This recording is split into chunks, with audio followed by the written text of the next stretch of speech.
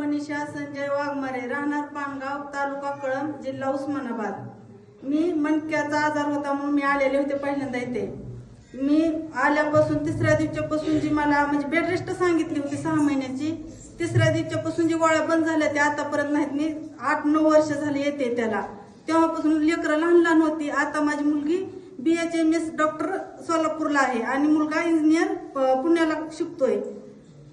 मला कधीच असं म्हणजे कमी काहीच वाटले नाही. मी प्रत्येक म्हणजे असं वेळ भेटेल तेव्हा येते. आता मनका नाही तेव्हापासून गुळीच नाही. गुळीच नाही का? कसलीच नाही. ताई सांगताय मला मणक्याचा आजार होता. मला कधी अडचण पण आली नाही. परत मणक्याचा आजार होतो म्हणून कुठे स्टेटमेंट चालू होती? मग कळंबला दाखवलं, बार्शीला दाखवलं, सगळ्या माईकवर बोला ना. कळंबला, बार्शीला स्पेशलिस्ट डॉक्टराकडे सगळ्याकडे दाखवलं होतं. काय म्हणायचे डॉक्टर?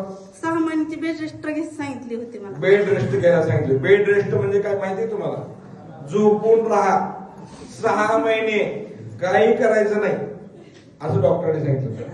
ते सांगताय मला बेड रेस्ट सांगितली होती, परंतु मलकापूरला आले, आशीर्वाद घेतला, आता बेड रेस्ट नाही. मी शाळेवर आता कामाला लागले खाऊ करायला.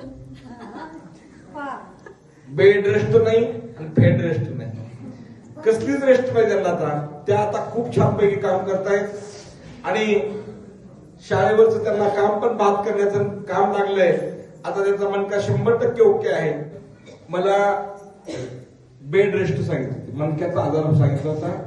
त्यामुळे मला बसता येत नव्हतं, उठता येत नव्हतं, काहीच करता येत नव्हतं. आता बसता येतं? बसा, उठा, बसा, उठा, उठा, बसा. ओके. टाळ्याच्या गजरात स्वागत.